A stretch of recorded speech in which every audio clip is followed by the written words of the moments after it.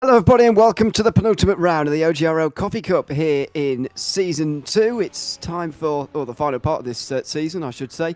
It is time for Thruxton, the pick by James, so we can, compliment him or not, depending on how it goes this afternoon. We'll wait and see. It's myself, Ian O'Leary, and James Parfitt alongside me again. We'll be here for the final 2 weeks of this season, as next week the Nürburgring combined layout provides the finale for our season. And what kind of finale are we going to get? That's the big question as well. But it's tonight, I imagine, or this afternoon, James, that you've been looking forward to quite a lot. This very, very short circuit. GT3 is pretty fast round here, only just over 1 minute lap times.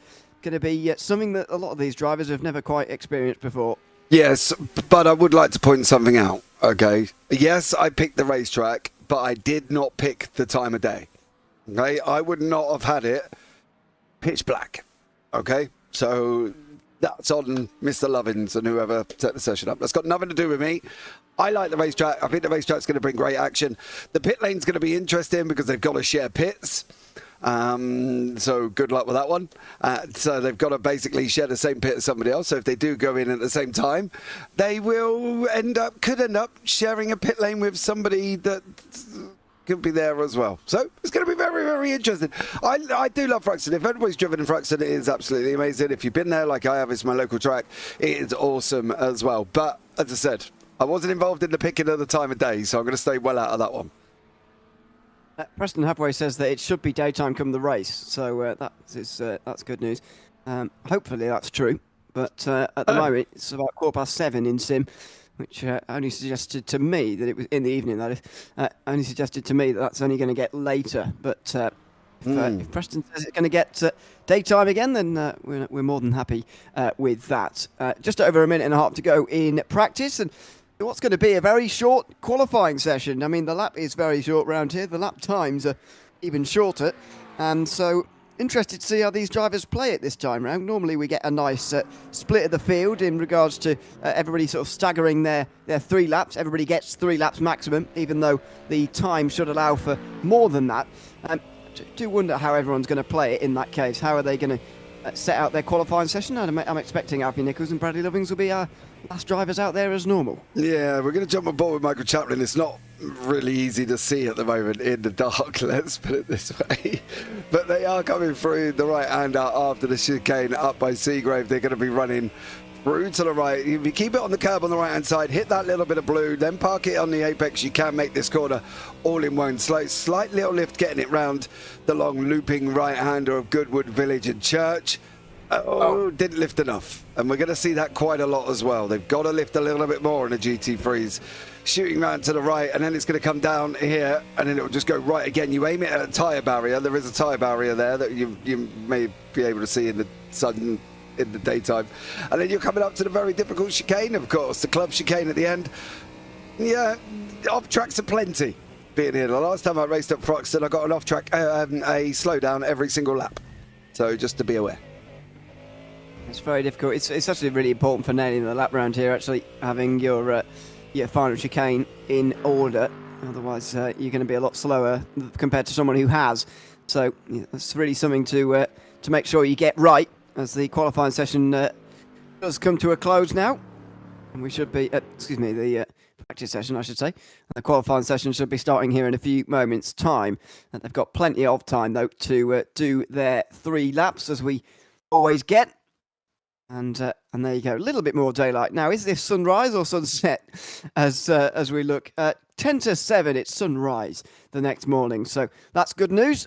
It's a little bit easier to see. Because actually, the one thing I did take away actually from that lap with Michael Champion was actually there's no lighting around this circuit. Very, very difficult to see where you're supposed to be aiming the car, but it'll be a bit easier now. Yeah, it is. Preston says sunset. So 10 to 7 in the evening? Is that 10 to 7 in the evening? Is that what we're saying? So well, no, that's not. The race will be. So we're going to have night time. Never mind. I'll give up. We'll see what happens when we get there. I think here as well. Preston, you're also barred. What Muppet picked this track? Well, that was me. A little bit rude. Being my local circuit as well. This is a really good track. It is a really good track. Now, you know, how these guys are going to handle it, how we're going to have 40-something cars hurtling around here at full speed, because it is the UK's fastest circuit, and I'll be interested to see how they all handle coming into the chicane, of course, when they've been coming down from about 160 mile an hour. So that should be fun. Yes, it should be. But we'll see how they get on as we get towards the very end of our season now. JT Sawyer wasn't here last week, which means he's actually quite a long way down in the points compared to what he should be, but he will gain 35 of them back. The problem is he's 75 behind, so he needs to gain 40 points in the last couple of rounds. Unfortunately, in this last sort of sub-season for JT Sawyer, he's just struggled a little bit, and he's lost points every single round so far, of every single race, these 4 races so far, on his main rival, Joey Mains. And so this is a very difficult job now for JT Sawyer to win the AM Championship from here. He's still going to give it a go, but unfortunately he is a long, long way behind and needs to gain quite a few points. Yeah, he does, but nothing's impossible. Until it's mathematically impossible, then we'll give it up probably by, next week we might get it combined and find out that he's nowhere near it. But I think for a minute, it's really hard to sit and look, because I kind of had a rough idea that, yes, as much as we want to go into the championship, I kind of felt that this round was going to be quite a big moment on people's seasons, and I think it will be, and I think it's going to be interesting to see how they handle this track. We were talking in the green room beforehand about the fact that some people have done, I think David Van Rooij was close to 70 laps of this circuit. 70 laps of the circuit. That is literally insane. So, for him, he's done more than enough practice, but we'll see how everybody else can do here. Might get close to 50 laps in the race over the course of it. Right? We'll see if they do. James Hillerick goes to the top of the AM qualifying then after Sawyer set the early mark. Then David Van Rooij goes to the top of the overall session, and he often does go out very early on, sets the benchmark, and then sees if he can hang on. Van Rooij is 5th place in the championship at the moment, and he's been on the podium a couple of times so far this season. The top 5 last week as well. 3 top 5s in a row for Van Rooij. I think he disconnected from the first round, didn't he, at Watkins Glen, after running quite well. So he has had a good sub-season. It's just unfortunate he's not been able to be here all of the 4 seasons, and so he's lost quite a few points throughout. In fact, he missed quite a few races of the first season, especially towards the late summer of last year. So that's certainly set him back quite a lot. But it's amazing to have these championship fights and whatever at this stage, because we started all the way back in July of last year. I don't know the maths on that, but how many months that is. But it's well over half a year that these guys have been going through this championship, and it's great to still have everyone so close in some cases. David Van Rooij goes over the line again. He goes to the pole again. With that lap time just over Jeremy Cheney. He's got 1 more lap time to go.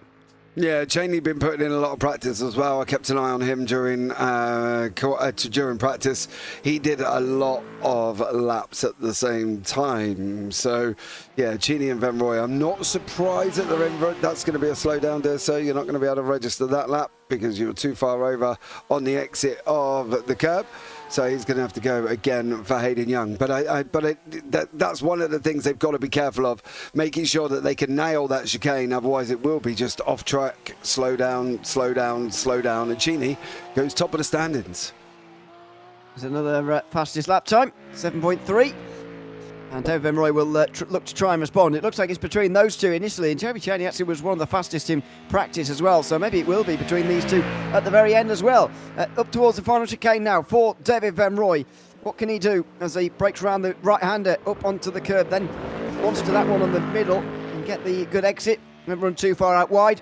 And that might be enough. It looks like it is enough again to go faster. It is. So what can Jeremy Cheney do in response to that? It's a great battle that we've got going on between these two at the moment. Riley's still in the early laps at the moment, so we'll check in on him a little bit later on. But Cheney's going to be next. Joshua Herring's finally got his act together here, and he's up to 4th place. He'll be finishing his 3rd lap in a few moments after Jeremy Cheney here in a few moments' time. Through the final corner now for the Corvette. It's been a real battle of tennis almost between David Van Rooij and Jeremy Cheney. Can Cheney finally win at the very end? It's going to be quite close. Can he do it? It is going to be pole just about for now for Jeremy Cheney. 15 thousandths of a second. Now then, what about Herring? Joshua Herring, 6th place for him as he makes his way up towards the line. He's got his final lap time right now as he makes his way over the line. Where is he going to finish this session? It is going to be 5th place. Not bad. Herring, by the way, still needing to gain some points on Bradley Lovings, who we're waiting for a little bit later. Yeah, we'll see Lovins come out like he normally does, I'm sure, a little bit later on, but we'll keep an eye on some of these guys that are going round on laps as well. Very quick lap times, 107.113 from Cheney, absolutely stunning. And I think it could just get quicker and quicker. It'll be interesting to see what Alfie Nichols can do, and Ryan Merriam out on the circuit at the moment as well.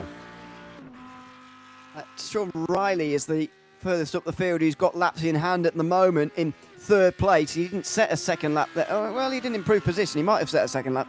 I'm not sure. It might have been an off track, but he's on his 3rd one right now, looking for pole. At the moment, he is the best placed of the BMWs, just ahead of Jonathan Williams. He's actually in the Porsche earlier on in the season, I seem to remember, but now in the BMW is Sean Riley. He's just over halfway through his lap at the moment. His best time is a 107.2. He needs to find a 10th and a half or so over Jeremy Cheney if he wants to take pole from here. Didn't quite maximise the exit there through Church, to be honest, but you don't be running too wide and running the risk of an off track at the outside of the circuit, so you've got to be a bit careful of that. Down on the brakes he goes now, up over the curbs and through the final chicane he now comes. Sean Riley, I don't think this is going to be much quicker based on his sector times. It might be. No, actually, he doesn't even go quicker than his own personal best. So that's it for Sean Riley. He stays 3rd. Aidan Young is still out there at the moment. 8th place for him only at the moment. He's certainly done better in the past here as Young. And we'll see if he can, in the past in this season, I should say. We'll see if he can do better again here. He's making his way through the final chicane at the moment and up towards the line. Can he go any better this time round? Young doesn't look like it. No, he stays a long way down. We go back to Cole Modric. He's out there for the first time and goes up to 4th place with still 2 laps to go. Yeah, great job from him. No lap times on the board from Merriam at the moment. He's got to get something this time around. It'll be his first lap over the line. What does Ryan Merriam do? Does he going to be out? He goes and puts it into 3rd place. What about Alfie Nichols? There's another one in that Ferrari. I know Bradley Lovins was spending most of the week moaning at me about the fact that the Porsche does not like Thruxton, apparently. Well, I can believe that. Although Cole Modric is going pretty quickly at the moment with it, so... I said it's a skill issue. No, I said it was a skill issue. No, could be. Jan Dvorak is about to finish his 3 laps at the moment. He's 2nd place in Pro-Am in the best of the McLarens overall at the moment, although there aren't very many McLarens anymore in this series. Dan Dvorak seems to be staying where he is currently, though, in 9th place. Cole Modric goes over the line again. Now, he set a pretty impressive opening lap. What about for 2nd time round? Yes, very impressive. He goes to the pole there with a 107.0. Alfie Nichols has still got a couple more to go, so we can check in on him when he gets... really ramps things up later on, I'm sure. Ryan Merriam will go over the line again here as well. It is a slight improvement. He doesn't get any more places. Cole Modric here has a chance to get a 106 perhaps with this final lap time of his session. Yeah, for a man that's in the Porsche, from Bradley Lovins, the Porsche don't like it here, James. JP, what have you picked this track for? And, well, I just think it's a skill issue because Cole Modric is in the Porsche and he's out in front doing a great job. So, there you go. I think for him at the moment, he could get into the 106. I'll be very interested to see if he can. It doesn't look like he's improving in sectors 1 or 2. Slight improvement into 3. So, let's see if we're going to be able to get an improvement going into 4. Yeah, it's going to be difficult, I think, for him to go any faster here. But let's see as he makes his way into the final few corners. A little bit wide through the first part. Not sure this is going to be an improvement for Cole Modric. I'm not sure the 6.9 is quite going to happen. And no, it's not. He goes over the line a bit slower. Nichols follows him. Does he go any quicker maybe than Modric here? He's pretty close. Does he go any faster? It is not bad, but Nichols has still got one more time to go. Very close to his previous lap time. Couldn't do it. Ryan Merriam actually had a mistake on that last lap, unfortunately for him. So he has dropped down. Bradley Lovings is still on an out lap. So he will be the last driver to complete his times out here in a few moments' time. Alfie Nichols on his final lap time at the moment. He's just come through the first sector and he's out of the chicane for the first time here in 4th place. Nichols needs to find a 10th of a second on this very last lap to take the pole position away from Cole Modric. Yeah, Lovins is just about to start his first flying lap as well. Nichols is going to come round. He's on his way round a long right-hand or a village down into Church. Then he's got that Brooklands run and then into the club. We'll see how he gets on. Can he bury this? Of course, here. I think for me, one of the sides of the circuit is just speed. It is literally half an oval with a little bit of wiggly in the middle. It is such an impressive circuit. Through the right-hander he goes into the club chicane. Coming out the other side for Nichols. It's got to be all or nothing. Green, yellow, yellow. Let's see what he gets. Is this his last chance, by the way, for Nichols? Over the line, it's close, and it is ball. Very close, and he has got a 1:06. That's the first 1:06 we've seen today, and it might be the only one that we're going to get as well. That's a fantastic time from Alfie Nichols, who looks like he's taken pole position again here. He's taken 3 race wins in a row. He's been on the podium in all 4 rounds of this sub-season so far, and it looks like he's going to do that all over again here at Thruxton as well. Over the line for Lovings. What's the early signs for him? This is just a bit of a warm-up, I think. He's only got to 18th so far. Maybe he just doesn't like it. I don't know.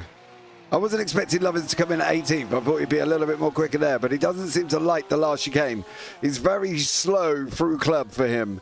He needs to be a little bit quicker going through club. I think that would probably aid him, and that's probably where he's losing most of his time. But at the moment, I don't think he's loving that chicane at the end. He just needs to be a little bit more braver on there. Sparky AV8, Fast Ferrari. Josh Wheeler, a bit of a weird question. Where do I get some Tidwell merch? One Bradley Tidwell, I guess. I don't really know, mate.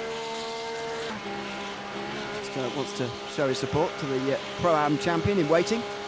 Sure, he's close to wrapping that one up at the moment, as well, as we've only got one more round to go after this one. Oh, Carl Sirrett's gone to the top. I thought he was going quickly, but I didn't think he quite had that in the bag. Carl Sirrett may well have taken pole here by 5 thousandths of a second. My goodness.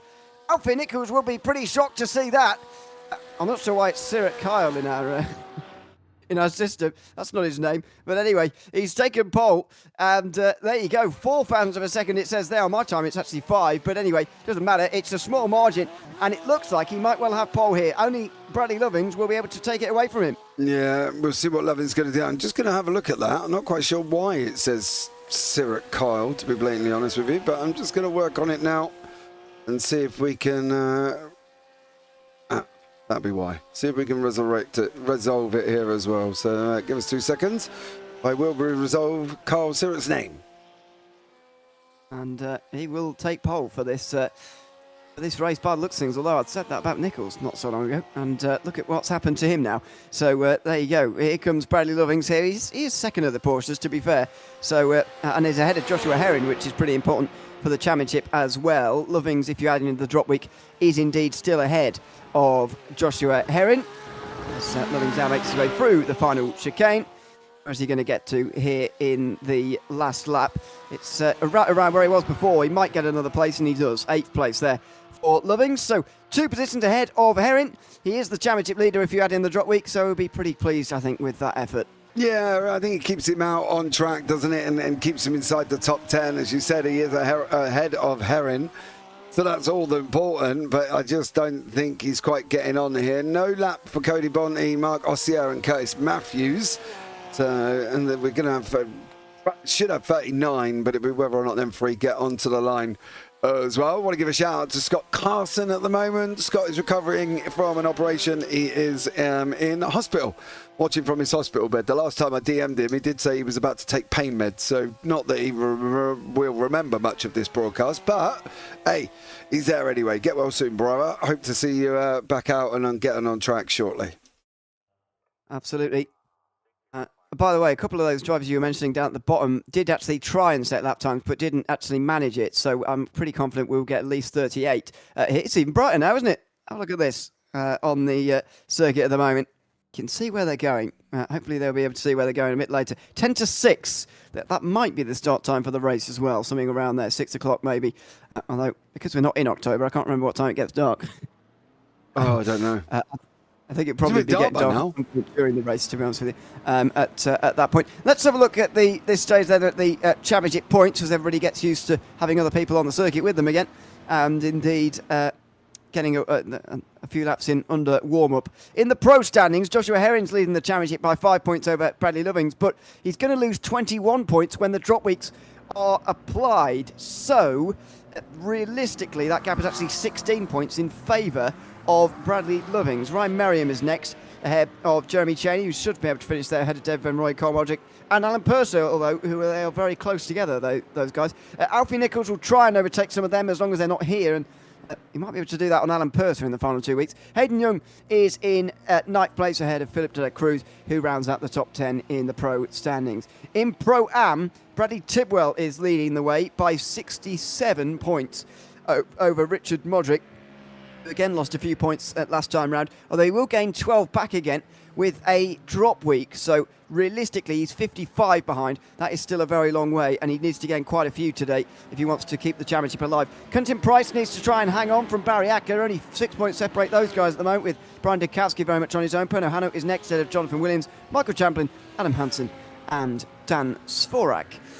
And then in the AMs, Derek Mullins has taken control of this championship in the last few weeks, 51 points ahead of Heath Ollinger, who would gain 2 points out of a drop week, so that's really 49. And JT Sawyer, who would gain 35 points of his 75 back. He's really 40 points behind in that case, but that is still quite a long way. Cody Bont is realistically out of it, although he's going to try and hold off Jeff Sepulveda. Mike Elliott's going to do the same to Brett Basil, with Curtis Matthews, Nicholas Marshall, and James Hillerick next in line. And there's actually quite a small gap from 8th right away to 14th. All of those drivers could change hands over the course of the next 2 weeks. This race is very much about setting yourself up for next week, really, in that case. And I think the Pro Championship's the only one we're realistically going to get a championship from next week.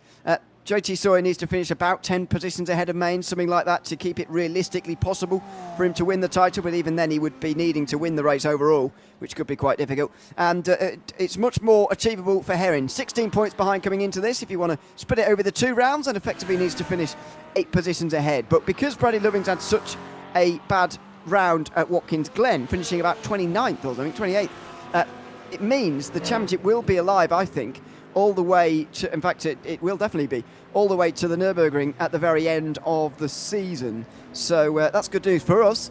We're going to get a championship battle because Lovings can still lose a lot of points on that last round. He can still lose a lot of points here as well. Let's not forget Lovings was involved in the Watkins Glen pile-up.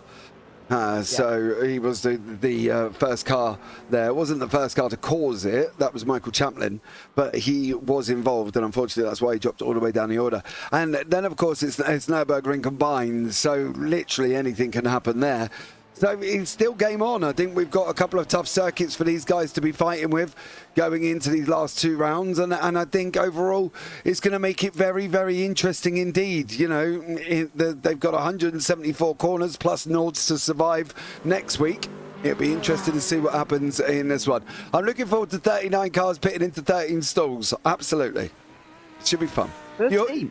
Yeah, there's only 13. Is it? Yeah, oh dear. That's why I said they've got to share. No, that's why I said they've got to share stalls. I knew they'd be sharing stalls. I didn't realise they'd be sharing 13. Well, I think that, to be fair, there's more. I think it's 26 separated into 2. Because when I went there for the BTCC, there was all of the cars lined up. So I think there was more than 13 now. I'm sure. Oh dear. Well, that's 3 sharing each bay then, in that case. Yes. I think we are going to get 39 starting, so yeah, it's going to be 3 sharing each, which is going to be a problem during the pit stop phase, as I'm sure I've already pointed out. And also, actually getting onto pit lane is quite difficult round here. You don't want to be slowing up out of the final chicane with somebody right behind you. They might rear-end you as you're trying to just turn right there into the pit entrance. Yeah, you've got to make it clear that you are going to pit. You have to make it clear, because if you don't, you're in trouble. So yeah, keep an eye out and see how these guys get on. But I think this is going to be fun. I like the racetrack. I had to put it on there. Absolutely, I think it's great to have something different on the calendar. Absolutely. So yeah, that's. You see what's going on there with that Porsche? You're going to see that a lot. Yeah, we are. Yeah, I wonder if you're going to be allowed to pick a back next season as well. I don't know. Probably not. they might ban me after this one. We'll see what everyone says after the race. Says Carl Surratt is going to take to the pole position here for this penultimate round of the season, with Alfie Nichols alongside Cole Modric and Jeremy Cheney on row 2, ahead of David Van Roy and Ryan Merriam. Sean Riley and Bradley Lovings will share row 4, ahead of Jonathan Williams, the pole sitter in the Pro-Ams, and Joshua Herring, second place in the Pro Championship, technically. Alan Purser and Adam Hansen are sharing row 6, ahead of Dan Svorek and Hayden Young. Michael Dion and Brad Tidwell, the Pro-Am champion in waiting, is in 16th place, ahead of Simon Belts and Barry Acker on row 9. Brian Dukowski and William Bailey sharing row 10. Petco Tyson is 21st, ahead of James Hillerick, who is in the pole position for the AMS. He's ahead of Rick Modric and Jeff Sepulveda, who's second place in the AMS. 25th is Brett Basil, ahead of Clyde Comfort, with Jim Sawyer helpfully ahead of his main championship rival by 9 places so far. It's a good start for him, although he needs to keep it that way. Quentin Price will start alongside Satoru Egloff or Egloff, I should say, and Heath Ollinger will share row 15, ahead of Chris Slane and Nicholas Marshall. Perno Hanno and Michael Champlin are on row 17, ahead of Cameron Rizzi and Joey Maines, the AM Championship leader. He does need to improve from there. Mark Cossier did try and set a time alongside Curtis Matthews. Cody Bont didn't. I'm slightly fearful he won't start, but 39 cars for these 13 pit stalls. It's going to be a busy pit lane. It's going to be a busy racetrack as well as they get underway for the pace lap. Oh, absolutely is it going to be a busy race. Look, everybody at home, you might think I'm crazy as to why I put this on. I'm hoping just watch it. Because every race I've watched here and I drove here in MX-5s, that was absolutely epic. Every race I've watched or driven in has been absolutely amazing. Please don't make judgments at home. Yes, the pit lane's going to be interesting, but I think overall this could be a really good race. And there was talk about all the cars lining up down the runway to get a photo, so I'd be interested to see if that one comes about. Or whether it's already happened and we missed it. I wouldn't have thought so. But no, I've been in since practice. I don't think maybe. Let's hope not. No. There is, as you say, there is a runway right in the middle of this circuit. The circuit used to run up and down it back in the previous layouts. This layout has been the same since 1968, but the previous layouts, dating all the way back to 1950, both had, there's 2 previous layouts, they both had sections actually on the runway, never mind just around it, as we've now got. But it's great to have such a historic circuit, to be honest, because it is remained the same for nearly 60 years now, and it's great that it remains still relatively safe as well by old track standards. You can see in the background there's a lot of trees to hit over there. I don't think that's the case in real life anymore. That's miles away. They are miles away. Them trees are miles away, so there's no chance. You can't actually stand round 3/4 of the circuit from about Noble right the way down through Brooklands. You can stand from Club through to Noble. You can't stand anywhere around that backside of the circuit, so there's no standing or seating or anything like that. From Noble round to Club is where the main seating area is. Yeah, it's right around this part of the circuit. It does make it a little bit more difficult, but actually you probably can see quite a long way in some parts of this circuit, because it is quite flat round here, as we mentioned, old runway, etc. So an hour of racing will get underway here from Thruxton. I'm not sure GT3 racing has happened very often around here, to be honest, and certainly these drivers won't have experienced it very often either, so we're very much looking forward to getting it underway. Carl Surratt taking pole position in a surprise lap ahead of Alfie Nichols there. The end of the qualifying session. How is he going to deal with starting this race in the OGRL Coffee Cup penultimate round here from Thruxton? Surratt at the front of the field, ready to get us underway. The field spread out behind through the chicane. We are green, and Nichols immediately challenging Surratt in towards turn number 1. He goes wide though and cannot get round him in towards turn number 1. Down into the chicane for the first time. Carl Surratt holds the lead. Merriam there, very nearly going into the back of Jeremy Cheney for 4th place, but he just about pulls it up in time. Ben Roy tries to take advantage and get into the top 5. Has he done it? Yes, he's gone for a spin. He clips the curve at the last part of the chicane. He's rolling back onto the circuit again. He needs to be careful here. Everybody needs to get around him. He's going to stop in the middle of the road. He's not going to move and hope that everybody misses him here. all 39 of them do indeed miss him, and we get away with one out the first chicane for the first time. Oh, blimey, that was absolutely insane. You can see Sirrett now with Nichols round the right-hander of Church. This is going to be the run down into Brooklyn. Oh, there you go. He didn't lift enough. We're going to see that quite a lot. That's not going to be the first one, and it ain't going to be the last. But watch Cole Modric. He has got a run on Alfie. The chicane can go too wide. It's different lines. Modric has got the inside. He's going to make Nichols back out. That's going to jeopardise Nichols on the entry because he can't take the line. So watch Cheney come at him at the same time here. But for David Van Rooij, all on his own, lonesome spin, just sat there with them 39 cars that are rushing past him, and they all managed to make it through. Absolutely incredible run from everybody. But yeah, apart from Van Rooij, there hasn't been any really major dramas taking off at the beginning. So although everybody moaned at the moment, they've all been nice and clean. Oh, sir, has had a poor lap here. He started on pole, and he's just continuing to move down the field. Here comes Bradley Lovings as well, looking for sixth place on the inside line of Noble, and right round the outside for Sirrett, who does get through back into sixth place again. Lovings, then Herring is seventh and eighth, and Sirrett's off again here. He's struggling to get into an early rhythm here, and I wonder whether that was the same in qualifying, because his first two laps were nowhere near as quick as his eventual pole lap that he set with his third of the day. Lovings goes through. Herring's going to have a very good run as well here. Just about stays on the road through Church. Now he's going to have the inside for the chicane. Here we go. Modric did get through on the inside line in pretty much the same fashion. Sirrett's on the outside line. He can't get through Herring, and so has to tuck into line. Look at this pack though. This is very busy indeed in the lower part of the top 10.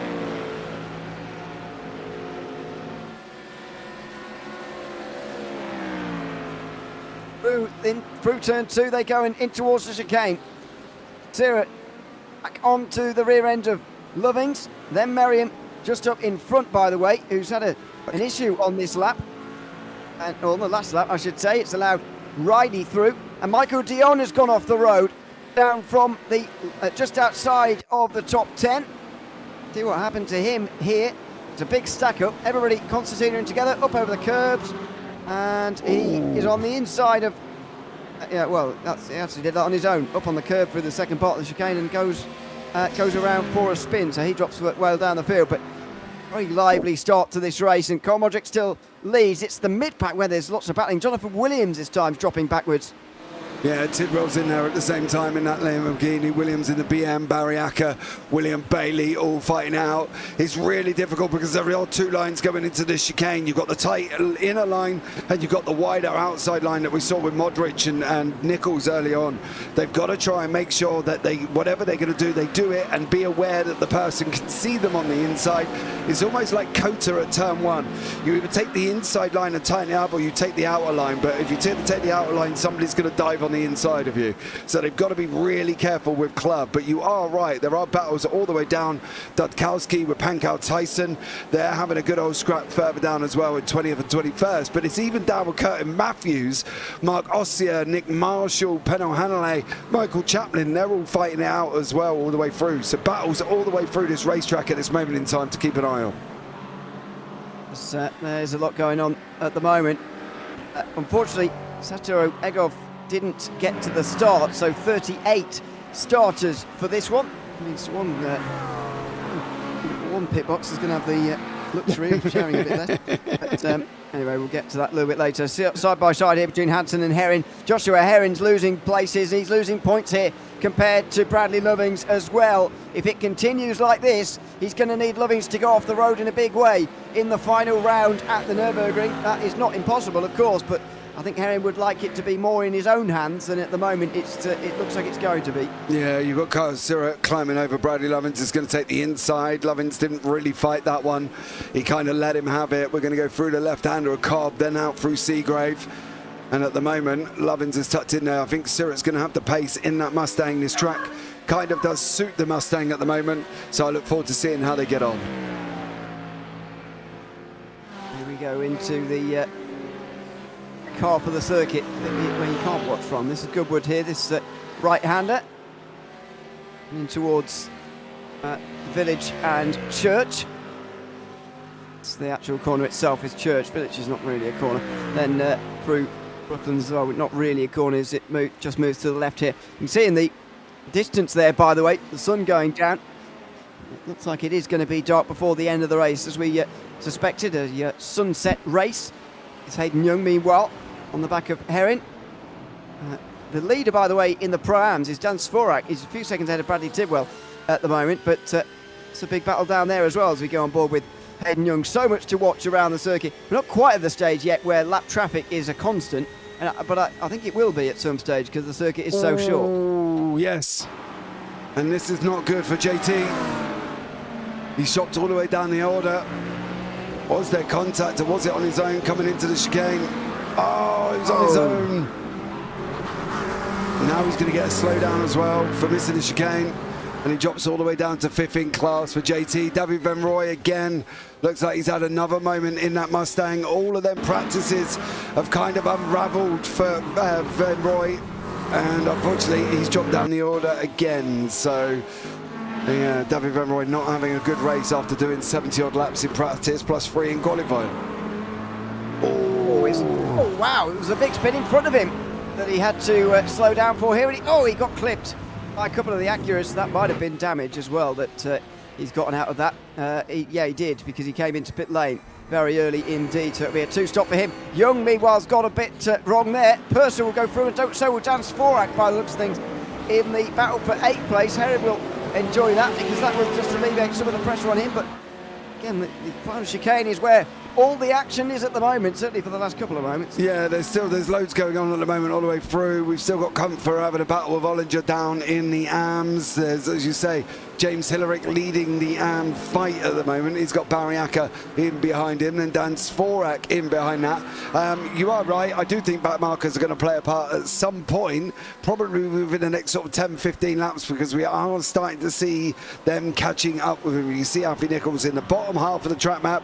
He's got number 36 or 36th place, which is David Van Roy in front of him. I don't know if he'll catch Van Roy. I think Van Roy might move forward before he gets there, but Van Roy's got to go through the AMS at the moment. But Alan Purser, Svorak and Josh Herrin fighting out on the rundown Brooklands in the club. Here we go into that final chicane. Looks like Purser's going to have to stay behind for now after taking that position from Hayden Young last lap around, along with Dan Svorak as well, who was pretty close to going over the curbs completely there at the final chicane. He got away with it though that time round. Purser is we're currently on board with here in towards that first chicane on the brakes. A few different lines being taken. Herrin still at the front of this group though, and he is losing time to those in front as well. This is not looking good for him. He's a position behind Lovings, but he's over 5 seconds behind him after less than 10 minutes so far. It's a long time, long time. They can wrap that in a little bit tighter now. Lift off. He's got to lift off quite a lot here for Purser to get these GT3s around this corner. I had to lift off in an MX-5. Slight little lift. Now you're on the power. This is where the exciting thing comes in, because now you're pointing at the tyre barrier just about now and you aim for the curve just on the outside. Let it run, open it up. Now this is it. Now for Purser, what he's got to do is either got to make a choice. You see if Herrin goes on the defensive. If he doesn't go on the defensive, he can go up there. He did go up there.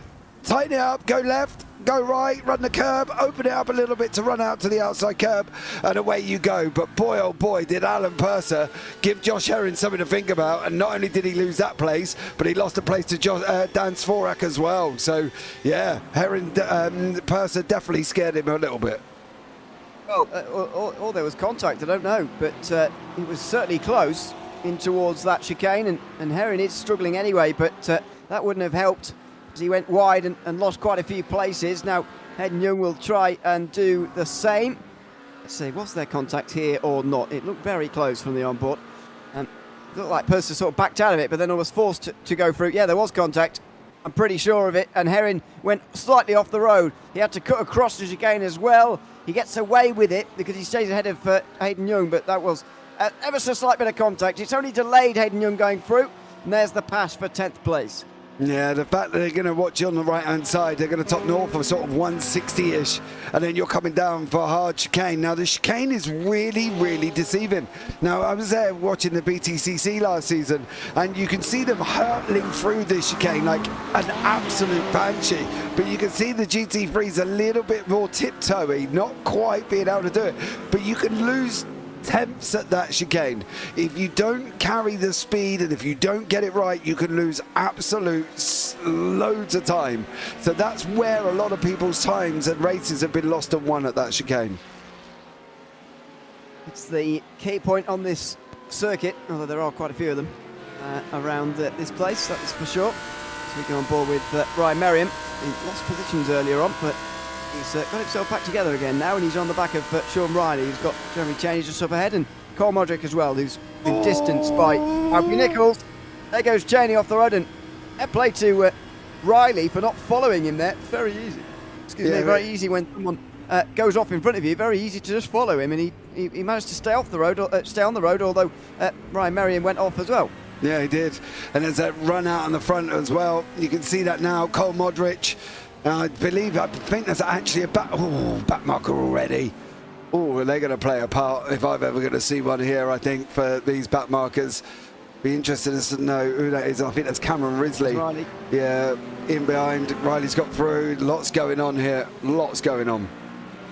And Surratt down the inside of Merriam through the final part of the first chicane, and no, he's not going to have that run on the exit. So Merriam hangs on to 5th place as Riley takes 3rd here ahead of Cheney. And you've got Merriam, then you've got Surratt just in behind. So a decent effort there from Surratt, but he couldn't quite do it.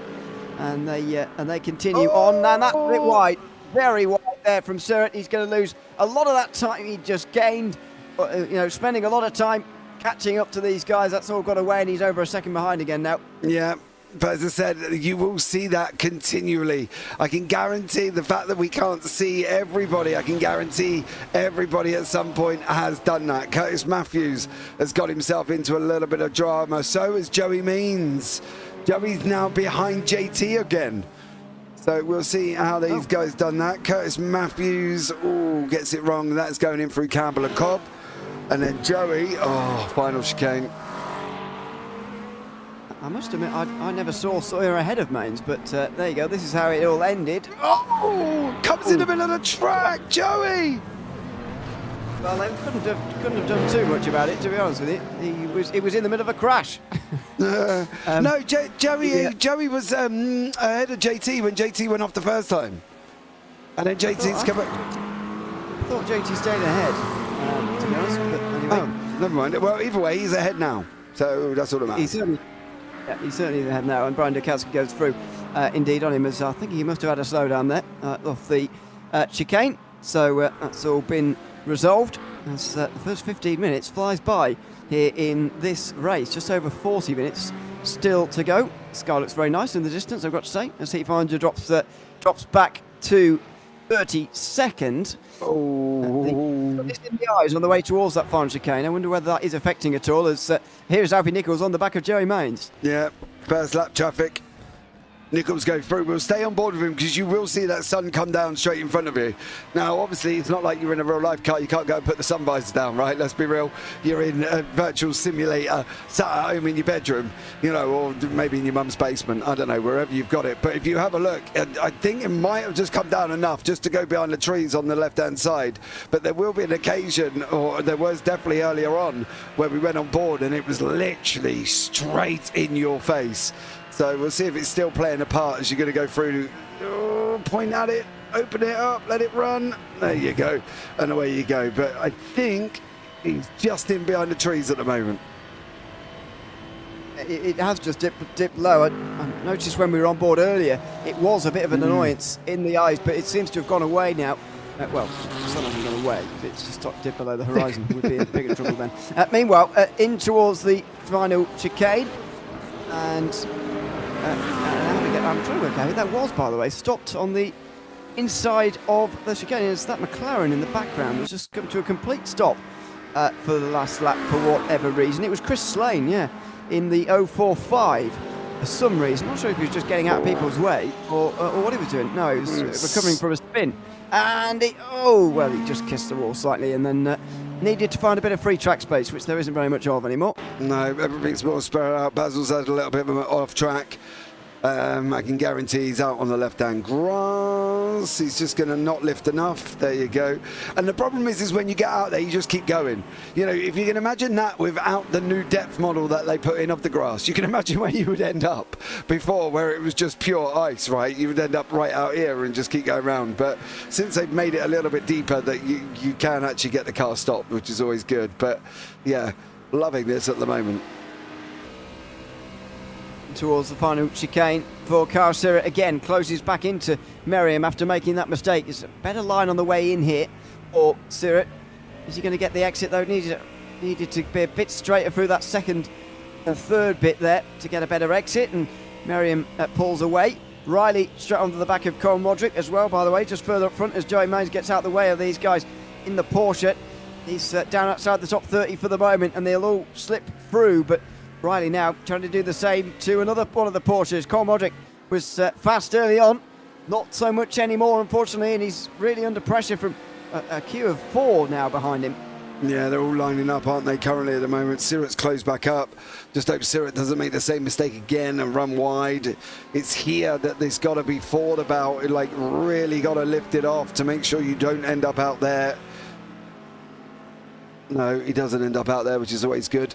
So great little bit of action from these guys, and massive amount of appreciation for them running around the racetrack at this moment in time at Thruxton, which is absolutely amazing.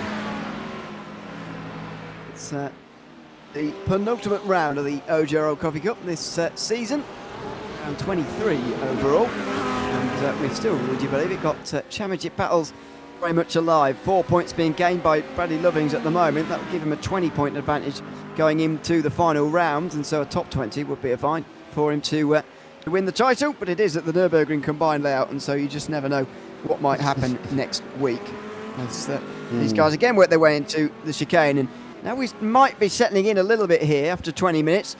We're starting to see a bit of a struggle here for Sean Riley in terms of trying to overtake Colin Roderick, I wonder. Yeah, we've got back markers playing an effect up in the leader as well. He's starting to come up. He's lapping everybody up to 31. That's Curtis Matthews. You see 30, 29 and 28 just on the bottom of the track map ready there for him and waiting. But I think at the moment, as you say, they're just starting to get a little bit more settled in. David Van Rooij is trying to make... JT got it wrong again. Van Rooij's now got it wrong. JT is not loving that chicane. He cannot get it right. And for David Van Rooij, that's almost cost-worthy. Now, if he plays it right, if he has got a slowdown, you can get it off going through Campbell, Cobb and Seagrave. But you have got to be very slow about it. Merriam and Sirrett have made contact, I'm pretty sure, because they're suddenly a couple of seconds off of off the other three. Thought Sirrett was going for a move here. Might have gone wrong. In towards the chicane. He's from a long way back. Oh, goodness me. That is pretty rude, really. And they both had to slow down for each other on the exit. That was a misguided attempt there from Sirrett. You can see him wanting to get through, but not quite like that. Van Rooij got through and then went off. Nightclub Kumper goes through on JT Sawyer. Curtis Matthews will take advantage as well. Van Rooij having trouble coming back through the field here. Yeah, I wouldn't want to be in and around JT on this final chicane unless he can get this right. Curtis Matthews, you've got to be careful. Both inaccurates here as well. Curtis is going to go to the inside. JT's on the out. Oh, there's a leader. What are you?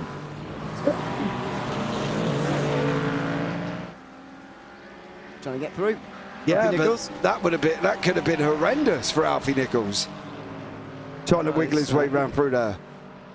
It's worked in the end, and he's on his way, but JT Sawyer down to 30th now in the field. Needs to gain points on Joey Mains today, as I said earlier. Out of the first chicane comes Nichols. He is flying at the moment. Nichols, he is so much quicker than everybody else through the middle of another couple of drivers. Curtis Matthews will follow through on Clyde Comfer, and so he's absolutely laughing at the moment, Alfie Nichols. Here comes Alan Purser into the final chicane. He's going round.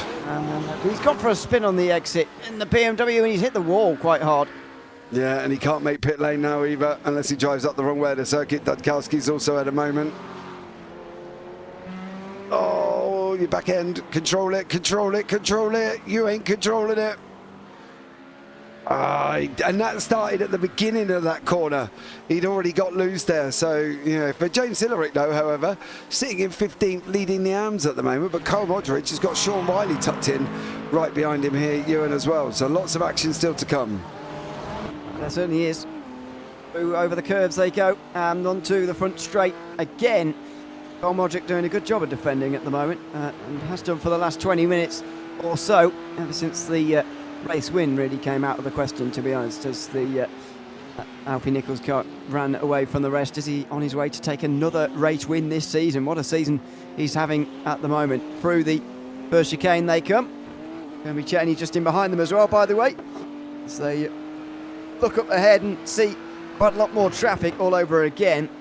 The battle in the AMs that we were just watching is now only just in front of this battle for second overall. So it's busy out on the circuit. There's no clean air anywhere, as you can see from the track map. Pretty much everybody's still here from who started earlier on. Perno Hanno, Nicholas Marshall are out the race, and Barry Acker's having a very long pit stop. But other than that, we've still got about 35 drivers out on the circuit. That's because they're having so much fun. That's what it is. They're loving this. However, I do wish them back markers would try and clear that up. This is going to be interesting now for Modric, how he's going to handle this. Oh, Joey Means and Michael Chaplin. Oh, I just want to see him get through the back markers, and then I'll show you what Means has done. Joey's now down in 33rd place, JT in 30th. Oh, the back markers are scrapping in front of him. Curtis Matthews and JT. They don't even care who's in and around him here, Ewan. They're having a right little ding-dong at each other. They are having a go into the battle for 30th. Again, a look on the way towards Noble. He's not going to be able to do it there. Matthews might hope for a mistake through the long right-hander here that loops all the way round towards Church. Is he going to go off there, Sawyer? No, he stays on the road. Still looking up the inside here, Matthews. And he's now going to follow him extremely closely through the fast right-hander at the end of this long sort of looping one, if you like. And off just in behind the Modric. It's always the danger when you're following two people so closely that you're going to go off. He loses momentum. And so here comes Matthews down the inside of Sawyer. Is there going to be contact? No, and Riley's trying to come through as well. Nice. Riley takes advantage. He's just got his nose cut off, though, by one of the lap cars there, JT Sawyer. And so he's going to lose some time now. Cheney gets through as a result of all that, and Modric now begins to pick off the lap cars. Yeah, he does. But they were fighting. You can't really argue with that. They were literally scrapping with it. And you know, that's the thing. Matthews and JT, they were having a great little ding-dong. Riley in there again with Jeremy Cheney. Back markers are going to be a thing now every single lap. They're going to be trying to lap somebody. Preston has said he only takes back 75% of everything bad he's ever said about me, because this is an insane race. I think you're right, but it's going to be back markers are going to play the massive kit. And you saw how difficult it is with Matthews. They're fighting at the same time. They weren't going to pull over, they didn't have to pull over, and they were having a right little ding-dong in between them. So he's going to be dealing with traffic at the moment. Absolutely. So much of this race is going to be about that, and I wonder how many are going to finish on the lead lap by the end, to be honest. It's probably not going to be many. Not going to be many. Here comes Riley on Cheney again for third. Is there a move here? On the outside line, having a little bit of a look into the final chicane, and no, it's going to be the answer to that one. Young versus Belts is on for 12th as well. They're just changing places. Aidan Young holding on from Belts by the looks of things. He's fourth place in the Pro-Ams at the moment, by the way. Here comes William Bailey, looking to take that fourth place away, and does, into 13th overall. So that's William Bailey up a place in another one of those very busy parts of the circuit, about half a minute off the lead. That's very easy. Belts didn't really fight that. I was quite surprised by that. Adam Hansen, Quinton Price and Rick Modric. Not really seen much of these guys further down. I don't know how this Lamborghini is going to be handled in this circuit. I've got to be honest. Because it was, for me, I think it was more of the high-powered machines. But Modric there, that's Joey Means. Price is in the background in the Lambo through the right-hander. Now coming into the left here. Is this going to be one that they're going to be able to make do? They've got to go hard on the brakes into Campbell. Quinton Price, so the fact that the Lambo's still going, sitting in 8th, not doing a bad job. No, it's going all right for Quinton Price for the moment. Such a good start to the season. Towards the end of the summer last year, but fortunately it's fallen away a bit for him since then. Here is Riley into pit lane, by the way, from that leading group. So that's split apart slightly now, and we'll see if they get back together again later. But we are over the half an hour to go mark now, so people will be coming in, I think, fairly regularly to make their only pit stop of the day. Oh, you've got the run, Hansen. How brave you're going to be. If he goes wide, you go inside. Oh, it's not quite close enough. Price covered off that ideal line. But Price, is he going to jeopardise his exit? He's not at the moment. Heath Hollinger has gone round. Unfortunately, looks like he's had a bit of dramatic. Sean Riley in and out of pit lane, come in, out in 16th, ahead of just Jeff Sepulveda. Jesus, I thought he was going to go and punt him off then. They get away with it, and the battles continue. Modric on the inside of Cheney there, who had a look around the outside, but couldn't do it. That's Curtis Matthews just up in front, and Modric's going to get past him. And the more that they're picking off lap cars, actually, the more it feels like Modric's benefiting, to be honest, because every time he goes past someone, it's a taking away an opportunity, effectively, from Jeremy Cheney and the others to actually get through here. So Modric's actually benefiting from lap traffic in a weird way. The others are having to negotiate a little bit later. There you go, down the inside. Finally, Cheney gets it done, and now Merriam will do the same, but look at the pressure that has been taken off of Cole Modric in second place. The thing with this circuit is, because of the nature of it, you've got to be really decisive on your moves. You cannot flirt with somebody. It's almost like the saying of, you can't feed the carrot, don't tease the carrot without feeding the donkey. You know, you've got to go through. If you're going to make a move over a back marker, you have to make the move. Don't hesitate with him, because it's not a circuit like that. You've got it, it's fast, it's flowing, it's got to be done beforehand. So they've got to make sure that they can get this done and dusted when they start coming through traffic. Especially Modric will comfort now. Comfort peels off, goes in the right-hander. That's going to allow him, but that is going to bring Cheney, Merriam and Sirrett right back into the battle again. So although we said Modric was sort of capitalising on the back markers, at the moment it's kind of gone all out the window. Contact! I could see that coming in towards the chicane. Modric there was weaving around a little bit as Cheney was trying to get through, and there is contact on the way to the chicane. Then Merriam closes right in as well in the Audi. Then it's Carl Sirrett as well in this battle for second place. The gap ballooning to the leader. But again, Modric just needs a bit of lap traffic, and he should be fine. There's a bit more of it to come just around the corner, but that was close, and there was contact definitely down there towards the chicane. Yeah, we're going to see how lucky enough they both survived. Merriam pointed at the tyres, now open it up, let it run out onto there. You're fine, now bring it in. That is such the most efficient way. Take it really shallow on that tyre barrier, as close as you're brave enough to go, and then let it drift out on the exit. And you'll carry so much more speed than somebody that's run a wide away from the tyre barrier coming in. Back marker on the right-hand side at the moment. Is he going to go and allow them all to go through? Is it going to be done and dusted? It is. I believe that's Sepulveda who's allowed Modric to go through. So these guys are still going to continue to fight. Cheney in there as well. One of the people we haven't mentioned is Bradley Lovins. He's been driving around on his Todd for a little bit, all on his own, not in pit lane. Sirrett's in pit lane, Heron's in pit lane. Lucky enough, they've got their own pit boxes. Here we go. What about the next one? Oh, doesn't know where it is. You haven't got long to find it, mate. There you go. And that's the state of the pit lane situation here. Ooh, squeezing in, as they all do. So, yeah, great job from everybody, but great action all the way through. We've still got it going on as well. Tyson and Cody Bont further down, and also Jeff Sepulveda with Curtis Matthews. So great action, and I'm still sure more will come over the next 25 minutes. Absolutely. Nichols, oh dear, he had a long disconnect internet thing going on there. He's back again, he's fine, but that was quite close. You can't be afforded to drop for too long, otherwise you'll be thrown out. So that's lucky for him that that didn't happen. It's gone again. Separated over the line. Yeah, he's having a bit of trouble here, and yeah, he'd be slightly concerned for Alfie Nichols here that the internet's not going to hold up. Hopefully it does for him, but there'll be a bit concerned there at the moment. He'll know this is happening, by the way, with the display on the top right. He's gone again. Has he gone for good? No, he's back again. This is, yeah, pretty dangerous stuff now for him. Yeah, I guess somebody better turn off the microwave in the Nichols household. Come on, Mum. Sort it out. What you doing, Bob? Microwaving your beans for lunch, Mum. Hold on to that one. That's, believe it or not, can affect the internet. I didn't realise that. Microwave signals can affect your Wi-Fi.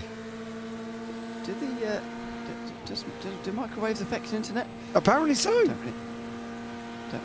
I'm gonna do you know what? I'm gonna Google that just to make sure I've not just made myself sound like a right plonker.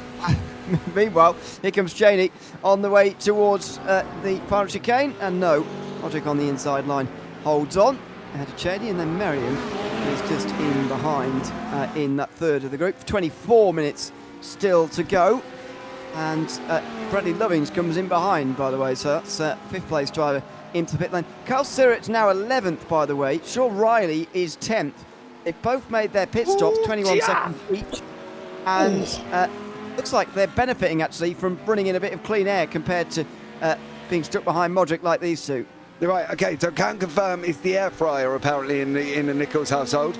And also, yes, microwaves can affect Wi-Fi because they use the same 2.4 gigahertz frequency band. They can cause interference that slows down or disrupts your Wi-Fi connection. So there we go.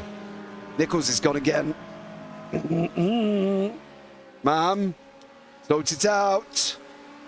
If he disconnects here, Mum, he ain't going to be happy. Ellen is his mum, so we're fine.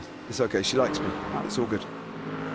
I was just Googling for some reputable sources. I kept seeing Reddit threads. No one knew that. Just Google. I literally Googled, does microwaves affect Wi-Fi? I know, but I don't really trust anything I read on the internet anyway.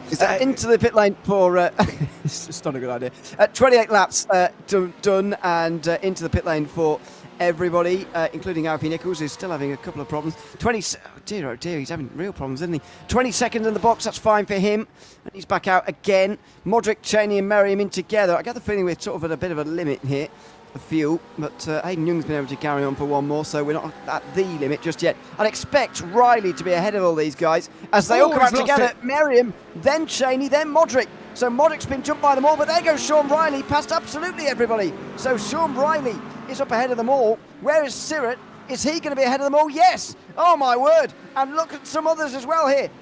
It's going to be a big mess in towards the chicane here. There's lap cars, there's Carl Sirrett in here as well. As there goes a spin for Ossier, very nearly. Oh, he's got to get through Sirrett here. And now he's going to manage it. He muscles his way through. Sirrett, though, didn't gain the places that he really wanted to there with all the lap traffic around. Muscles? He picked him up and threw him out the outside. He literally, bullied him all the way through. That poor back marker of Ossier just got literally punt to pass there. Unfortunately, with Sirrett in behind him, he didn't muscle him. He nearly took him out. So there we go. Blimey.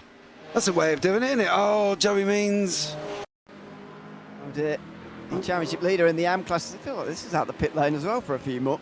As we're in that cycle of the race now. Oh dear, that was going on for a long way out.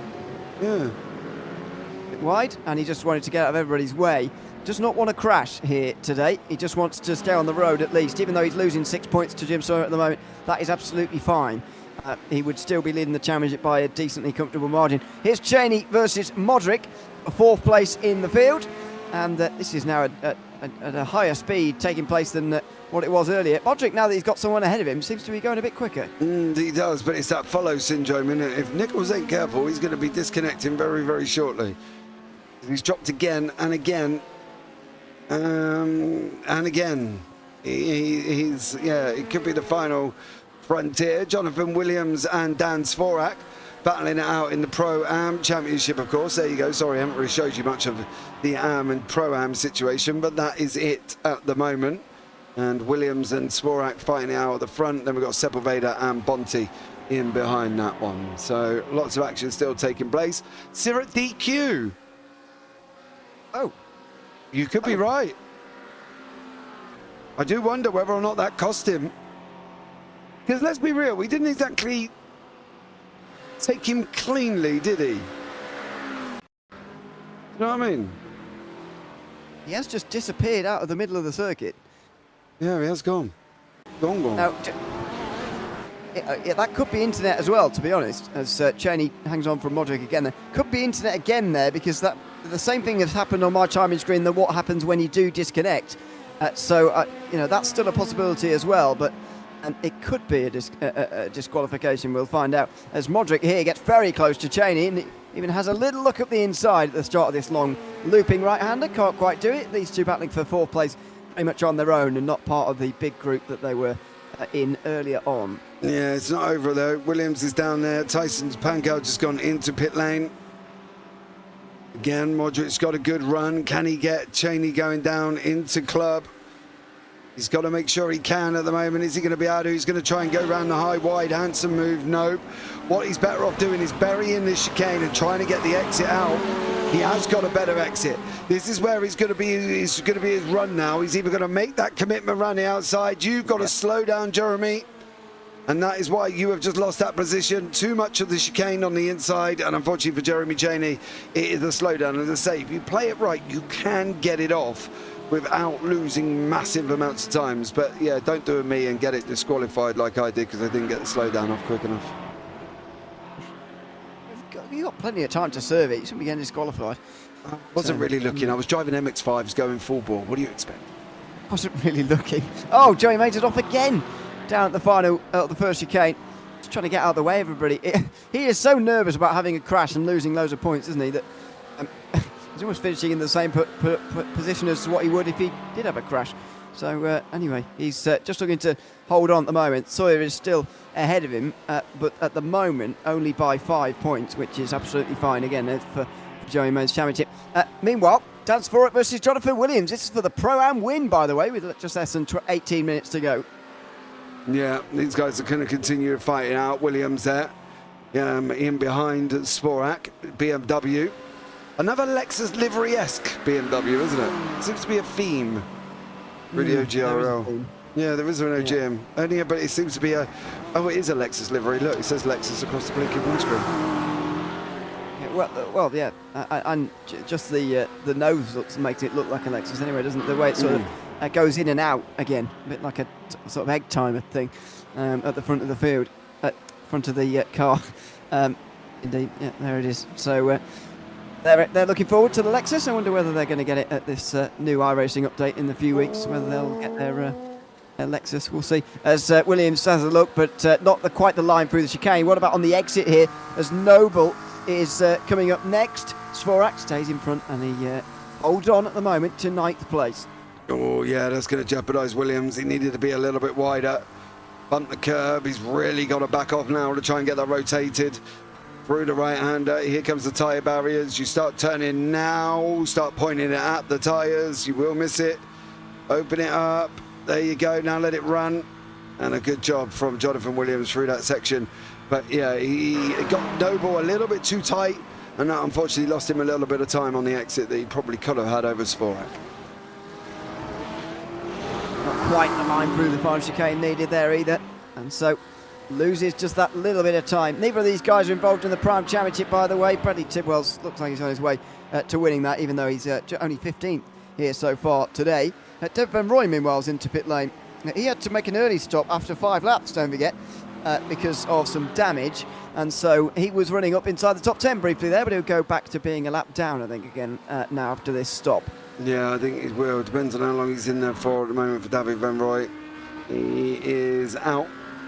Where is he on the racetrack?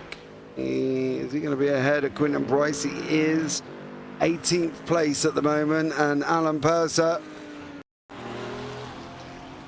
Oh, chicane. Spin it up, son. Oh, there we go, in the wall. Didn't he do that last time? Exactly the same thing. In the race. It's not a replay, it's not the same replay again, that's a different one, but it is almost exactly the same thing that happened in the first part of the race, and this time he has to tow back to pit lane, unfortunately, so looks like it's going to be a disappointing end to the day for him, but yeah, making the same mistake twice there in the space of about, what, 40 minutes or so. It was like deja vu. It was exactly the same thing. So there we go. 15 minutes to go. I mean, you got to admit, it's not been a bad race, has it, really? No. I'm not. I've enjoyed it so far. We'll see what the drivers say at the end of the day, but yeah, I've enjoyed it so far. There's been a lot of action, and there's going to remain to be a lot of action for the remainder of this one as well. There are still lots of drivers out on the circuit, by the way, still 33 at least running, and there are some others having some long stops that may well re-emerge as well. So it is still pretty busy out there on the circuit. Swarrett versus Williams continues on, now up in towards Church. Williams struggling to get any sort of opportunity for the moment. Yeah, he can't. He needs to carry a little bit more speed in certain areas where you've got to be big and brave. Michael Dione here with William Bailey. Chris, oh, no. JT. Kane again. Can't get this right. Can't get it right in that accurate.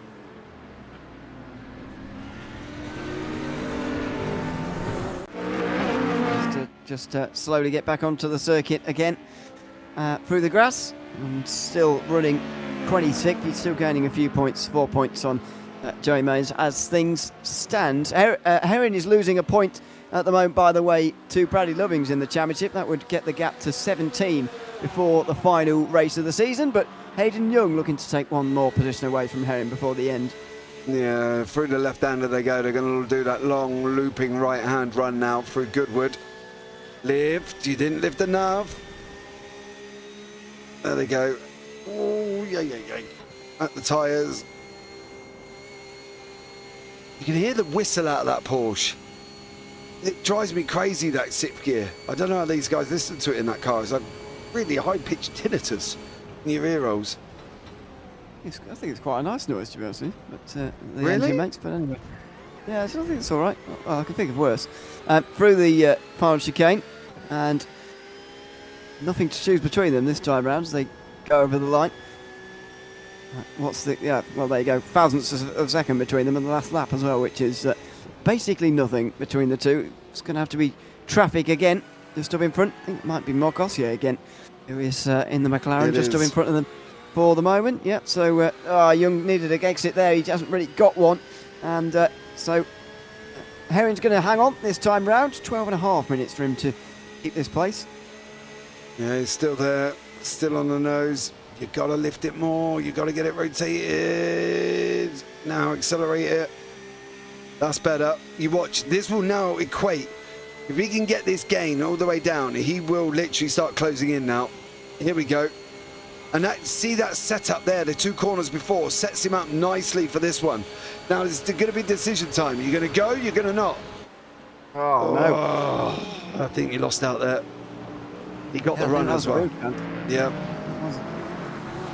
There's a real chance there for Young. He decided not to try and take it. Unfortunately, this time round, well, unfortunately for him, I suppose.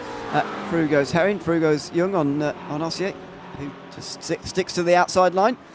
He's been assigned to the AM class now after a couple of races and in the to be confirmed category. That has now gone away. Carl Surratt also joining us in the pro class, as he deserves to be, I think. I think of the new drivers, he was certainly the quickest, and he's shown that, I suppose, by taking pole here today and running up front for a while. Unfortunate now, though, that he is out the race. Yeah, unfortunately for him. But Preston there, got to love the straight cut gear whining. No, you do not. It's like listening to talk on a chalkboard. Not good. It's certainly not as bad as that. Oh, that whining is. Does he? Do you not even sit there and cringe? I literally, that sixth gear whine out the Porsche is. No, it's horrible. It's nothing like nails on a chalkboard, that's for sure. Through go the Pro-Am leaders again. And Torres continues on. That's a good exit though from Williams. Well, it was initially, and just gone away from him right at the very end. Young pretty close to Herring this time round. There's sort of going to be a chance here as they nose to tail through turn one. Outside line then for Young. No, he isn't close enough. And actually the Pro-Am leaders are catching them as they're starting to squabble here for 7th. Yeah, they're fighting, and unfortunately the Pro-Ams are coming up behind him, so they're going to have to try and get a little bit of a regular. Oh, no. Oh dear, another one for David Emroy. Do you know what? It's really hard here. He's done 70 odd laps of practice, and yet he's all the way down in 19th. Struggling. And there's the final chicane curb again, rearing its head, unfortunately, for David Van Roy. A bit of extra space there for Dan Dvorak as he closes in on those two. As Cole Modric now suddenly is flying. Not sure what's got into him since the pit stop, but looking to regain his podium again. Yeah, he's got Merriam just in front now. They're coming through the left and into Campbell. Ryan Merriam is going to be under pressure. Depends if Modric can sort of secure this section and get that section right. You can pick up such a great amount of time going in through that section, but you've got to be really, really committed to it. But it's whether or not Merriam now is going to be able to hold on. Oh, he's lucky. Modric has got that wrong. Ooh. Too wide. Well, wasn't quite the line there for Modric. He did keep it on the road at least, but just a little bit too wide. Now through Church. Certainly got this corner down a little bit better from earlier on in the race compared to earlier on in the race. Down in towards the chicane they come now. Merriam still just up in front here in third place. Look at that closing in there from Modric. Fantastic braking performance. A little bit wide. Oh, it's down the road. He's okay. And he can continue on. Herring under a lot of pressure from Young again here as they make their way into the final chicane. Look at the traffic they've got here, by the way. It's very, very busy just up in front of them, as you can see on the track map, and you can see with your own eyes out front as well, actually. This is going to be a big moment for the race, and there goes someone off the left-hand side. Yeah, Cody Bond is going to be, went off. Well, have a look. I think he's just gone and slid it out the chicane, to be honest.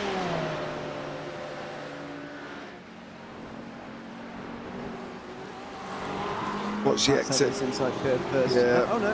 Oh, he's hit someone. It's contact, I'm pretty sure, that made that happen. But anyway, he spins off to the side. Herring through the first bit of traffic has benefited here, but there's still another couple yet to go for Young to maybe benefit from this time. Yeah, I think back markers are now. Curtis Matthews running wide. Young's in the wall. Oh, he's gone. He went. Young's gone. That'll be that. Herring will be feeling a lot more safe after that. Aidan Young gone. He was sliding right from the very beginning. He's up on the inside curve, which you don't see very often. And there you go. Oh, did he? Oh, he just missed that wall there. That was close. He would have been unlucky to find the wall there, to be fair. But even so, it would have been a big impact if he did. So he's pleased he's missed it. He only drops down to 12th, and now actually just alongside Belts, who gets through on him. Herring, though, will be feeling a lot more secure after that, and he's now 7th. Yeah, that gives Herring a bucket load of space. Then Hansen and Tidwell, they're running side by side into the chicane as well. Hansen's on the left, Tidwell's on the right. Oh, they're going to try. Oh, they're going to try. Are they going to be big and brave? Oh, hello. Oh, no, he's back. No, don't help either. But yeah, Tidwell did. Hansen did manage to get through, but that was a great job too wide from there. Yeah, they did a good job running around 2 by 2. And they get away with it in that battle for 14th place. So Tidwell losing a place, not that that really matters for the grand scheme of the championship, which surely he's going to win in the Pro-Ams. Who's going to win the race in Pro-Am is a bigger question. I think Dvorak versus Williams will continue on, and that's because they're in traffic. Dvorak has just had to overtake an Accurate in the field, and now Williams will have to do the same. He will not lose as much time, though. 3/4 of a second in this battle for 8th place, and 6 minutes for him to find a way through. Yeah, that's Curtis Matthews' group further down. I think Chaplin's also going to be in there. That is a backmarker Porsche. Who is that Porsche? Cameron Risley. He's had a bit of a rotten evening, to be honest.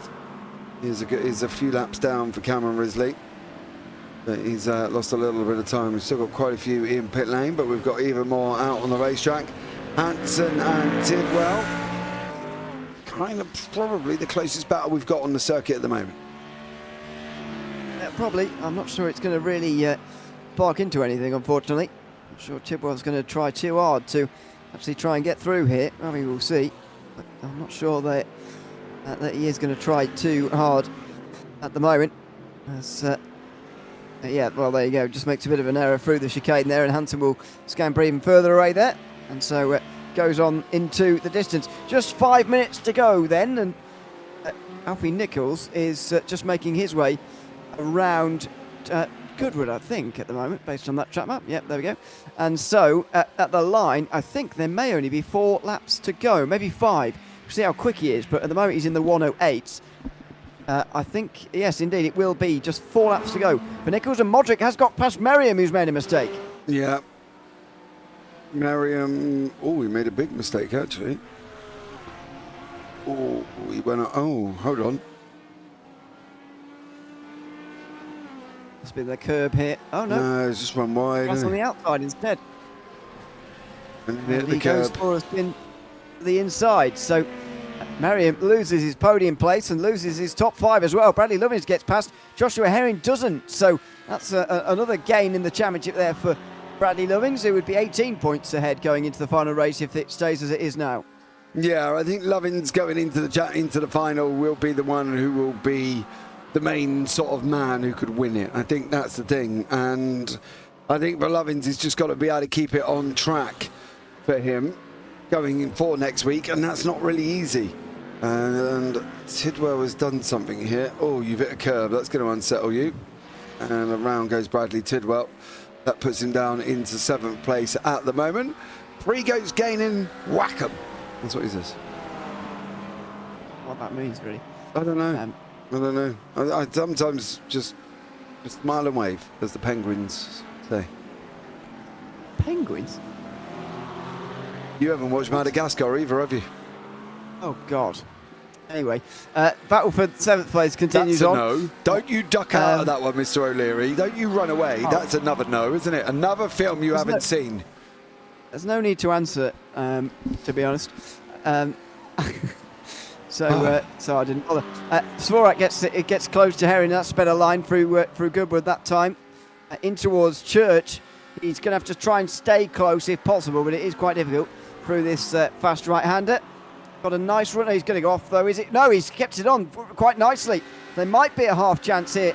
And Herring really needs to stop these two from getting past him now, because otherwise it could be a real loss on the day in terms of points to Bradley Lovins that he might not be able to recover from. He does hang on, though, into the final chicane. I don't think Svorak wants to try too hard to go through, because he has got Jonathan Williams right behind him. Yeah, I don't think he's going to chance it, to be blatantly honest with you. I think David Van Rooij has made a great recovery. He's now down with Quinton Price in 19th, considering he's pitted twice. He's been off the race circuit, he's spun, and he's been down the back again. So great job from him. Svorak and Williams. Oh, Dan Svorak made a mistake. Just as we come away from him, literally about now, Svorak has gone and made a mistake going into Campbell. The Pro-Am leader. Oh, it was contact with Jonathan Williams. Well, that's big drama in the Pro-Am fight for the win, and that one's going to be talked about after the race as well. And he has given the place back again. So fair play to Williams there. He has taken the rear bumper off the McLaren, to be fair, but he's given the place back as well to Svorak, who might well still go on to win in the Pro-Ams despite that contact. Yeah, I think he will. He's got no bumper, mind you, for Dan Svorak, so I'm not quite sure there. He's showing us what's underneath his skirt, but Quinton Price has lost that place to Van Rooij. Van Rooij is now in front. There is quite a gaggle. That's JT in behind that, I believe. It is JT. So who's behind you? Is that he? Is that Lovins' car? It is Bradley Lovins' car trying to go through on JT. So Lovins lapping back markers as well. Jeremy Cheney and Cole Modric still fighting out for that 3rd place on the podium. With that less than a minute to go, Nichols makes his way over the line to start the last lap. So this is the penultimate lap for these two in this battle for the podium. Suddenly, after getting his podium back again, Modric has gone back to how he was in the first stint, which is not quite as quick as he was for the rest of the race, which is just a bit weird, to be honest. In towards the final chicane. Kenny's going to have one more lap to try and work his way through. He's going to have to be later on the brakes into this section next lap if he wants to make that move. Yeah, he's going to have to be a little bit sharper and a little bit closer. I think Cheney's just way too far back at the moment. Williams is still with Sporak. Looks like Hansen's had a moment. Michael Dionne's been off track as well. And Dionne, ooh, he's off. Where are you going? Oh dear. Dionne off again. Meanwhile, Alfie Nichols is into the final few corners, by the way, running up towards the final chicane for the final time. The penultimate round of the OGRL Coffee Cup visits Thruxton, a very different circuit to almost anything other than what we've seen here this season. but Alfie Nichols has succeeded it out of the final corner, and he wins again here in the OGRL Coffee Cup. Alfie Nichols, for the 4th week in a row, takes victory, this time at Thruxton. What a season he's having. Only 1 point dropped in the first 5 rounds of this final sub-season. Further behind, Dan Dvorak is still a second ahead of Jonathan Williams. Jeff Sepulveda's just coming over the line right now to win in the AM class, by the way, as Modric holds off Cheney for 3rd overall. There's Sepulveda, who wins in the AM class, despite being 1 lap down. He does hang on. Modric does hang on for 3rd ahead of Cheney, and Dvorak has still got a 2.5 over Williams into the final couple of corners at the moment. Yeah, he's managing to hold on. I don't think Williams is going to challenge him. I would be very surprised if Williams does challenge him, to be honest. He's allowed him back through. I don't really see the point in him pressurising him to try and get it back. No, Williams just backs right away, and Dan Dvorak will take that victory. There is Williams going over the line as well. But Hayden Young, William Bailey. Oh, I'll be interested to know if Bailey stays there. I have a funny feeling there may have been a slowdown in there for Bailey. Okay, we'll see in the results in a few moments' time once everyone's crossed the line, which they now have. So we'll have a look at the post-race results and see. It's Alfie Nichols who wins for the 4th week in a row ahead of Sean Riley, with Colin Modric just ahead of Jeremy Cheney, beating him to the line. Bradley Lovings gains another couple of points in the championship, with Ryan Merriam separating him and Joshua Herring, who finishes 7th. Dan Dvorak wins in Pro-Am after holding on Jonathan Williams. William Bailey will get 10th place ahead of Hayden Young. Simon Belt finishes 12th with Jeff Sepulveda, the win in the AM class, followed by Adam Hansen and Rick Modric in the top 15. Bradley Tidwell just outside of that top 15 with Michael Dion and Dave Van Roy, who did a good job in the end to gain about 20 places after spinning on the opening lap. 19th place went to Quentin Price. In the end, running out the top 20 was James Hillerick, 2nd in the AMS. Curtis Matthews was 3rd, ahead of Michael Champlin, with Marc Ossier, the first driver, 2 laps down. Brett Basil and Brian Dukowski round out the top 25, ahead of Jim Sawyer and Cody Bont. Sawyer gains 3 points on the day, by the way, as Jay Mines finished in 30th place. So Cody Bont, Ofonjo and Kai Comfer in between them. 4 laps down was Chris Lane. Cameron Risley was 5 down. Then you get to those who didn't finish, like Alan Purser, Panko Tyson. I think that's another name that might be the wrong way, by the way. Carl Sirrett, Barry Acker, Nicholas Marshall, Perno Hanno and Satira Agolf unfortunately didn't start the race that time around. Let's start with Sean Riley, who was there first in the waiting room while we're still waiting for Alfie Nichols to get himself together.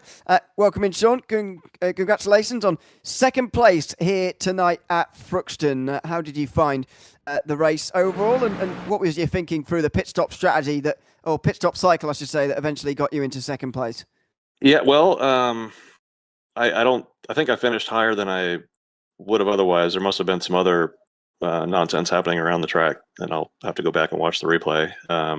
When I pitted, I missed my pit stall, and so it cost me like 5 seconds to back up and finish the pit stop. And so I still don't really understand how I ended up in 2nd.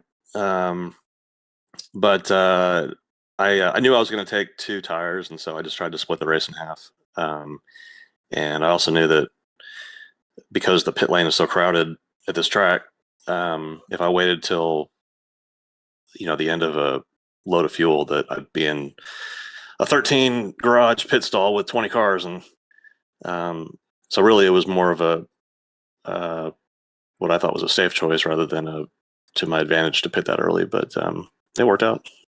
Yeah, it turned out to be to your advantage anyway. What did you think of the circuit, by the way? How much experience did you have before this race? I had never driven any car on this track before this week. You look at the layout and it looks simple, but you start to drive it and realize that it is a pretty intense lap in a GT3 car, especially. I don't know the name of the corners, but that flat out kink through the back. I mean, you got to just nail that just right. And I'm pretty sure I didn't breathe through there on every lap. But it's a challenging track, and the car setup to compromise one way or the other. You either try to make it as slick as you can and run it low to be fast on that back part, or more mechanically compliant through the chicanes. But yeah, it was a challenge. Yep, absolutely. Is there anyone you'd like to give a shout out to before we let you go? Well, every Sunday morning, my wife is very encouraging and always pumps me up for these races, and always appreciate her enthusiasm and support. So definitely thanks to her, and thanks to y'all. Except for whichever one of y'all pick this track, I'll save the thanks for next week. It was Ewan. Well, no, it wasn't me. But there you go. No, thanks for thanks, guys. Congratulations on second. Yeah, cheers. Thanks a lot. Thanks very much, Sean Riley there, second place here at Thruxton. We'll see whether that's a unanimous decision. You're supposed to cover me, Mr. O'Leary, not drop me in it. No, I'm not. No. Thanks, mate. The winner of today's race, Alfie Nichols, can now join us as well. Alfie, congratulations on the win. We'll get to the driving in a moment, but how aware were you that you were blinking quite a lot through the middle of that race? It never clocked me for a second. I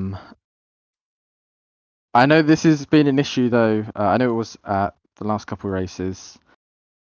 But I wasn't aware of that at all. On my side, everything's absolutely fine, but I guess that explains why some guys are a little cautious around me. Mum has already said, I got to point out, Mum has already said, before you ask, she's already looking for a new fibre broadband provider. Oh, well, that's good. Maybe it'll be fixed before the next season starts up. Exactly. Yeah. No, it wasn't too bad, actually. It was just through the middle of the race. It was happening quite a lot. But what about the driving itself? I mean, I can't imagine you would have had much Thruxton experience in a GT3 car before this week. Just tell us a little bit about how you found it.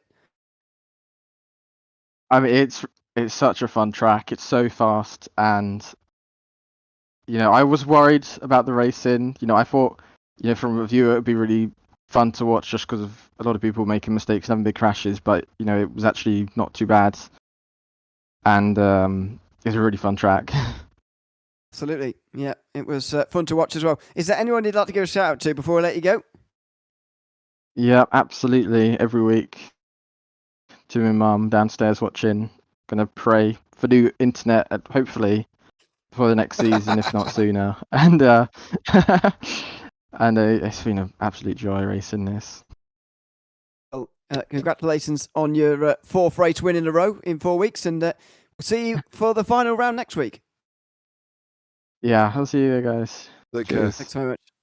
Alfie Nichols there in first place today in the race. Let's next go to third place, Cole Modric, who ended up fending off the likes of Jeremy Cheney for a podium place. Congratulations, Cole, on a podium. I've got to say, your pace seemed to go up and down a little bit at times throughout the race. For the first stint, you were very much at the front of the train defending, and then as you came out the pit lane, you came out behind them after losing a bit of time in the pit stops, but then you were suddenly on the offensive and you were making some overtakes. Just how did you find this circuit, and how did you feel your pace was evolving throughout the race? This was my first time ever on this track. And I put in 200 laps in yesterday, so I felt like I knew the track pretty well. But the pace-wise, it was just a matter of how my tires were doing, and I was pushing and pushing, and it just kept getting worse and worse. That's why my pace was dropping off. But at least I stayed consistent throughout. Exactly. You'd say you did about 200 laps. It probably would take you about 20 minutes around here. How did you find the circuit learning it in a GT3 car? It was definitely difficult. I mean, it's definitely not a track for this car. I mean, but it's very fun, and it's a good learn. Yeah, it was good to watch as well. Is there anyone you'd like to give a shout out to before I let you go? My parents, especially my mom, who lets me and my dad do this. She's the best, and we all love her. Right, well, congratulations on getting that podium here today, and thanks for chatting to us as well. Thank you. Yes, thanks very much. Carl Modric there in third place here at Thruxton. Bradley Lovings is also in the waiting room, by the way. So I'll quickly grab him as well before we go to some of the other class podiums, as he is the series leader. Congratulations, Bradley, on another top 5 here today. How did you find Thruxton in the GT3s? One of the next week, JP, you're going to need to get a new tone because I'm going to be championship, baby. You wish, mate. You got to keep it on track first, Brad, didn't you? I was just hanging out, man. I didn't want to get into a wreck. I wish I would have pushed a little bit harder early on since I ended up 2 seconds from P3, but it is what it is. I mean, you still gain points in the championship. How are you feeling about the Nürburgring combined next week with the gap you've got? I think it's going to be 18 points, by the way, that you've got over Josh. Yeah, I don't think Josh really knows the track. I wanted to use that as possibly my drop week and just full send around there. I feel very comfortable. Thruxton, I'm sorry, JP. I did give you a bunch of slack about it. It ended up being fairly okay once I got a setup dialed. There you go. James will be very pleased. I am pleased. Because everybody loved it. YouTube chat loved it. You know, Sean maybe not so much, but everybody else seemed to have liked it. My arms got to work out. I'll tell you that. If you need a workout, just drive that track. I can imagine. Yeah, certainly. Is there anyone you'd like to give a shout out to before I let you go? OGRL, JP Broadcasting. Everyone listening needs to, join his channel with the membership and show some love to him. He's got something in the works coming up. Well, thanks very much for chatting to us, Brad, and we will see you again one last time next week. Adios, amigos. Adios, man. Thanks very much.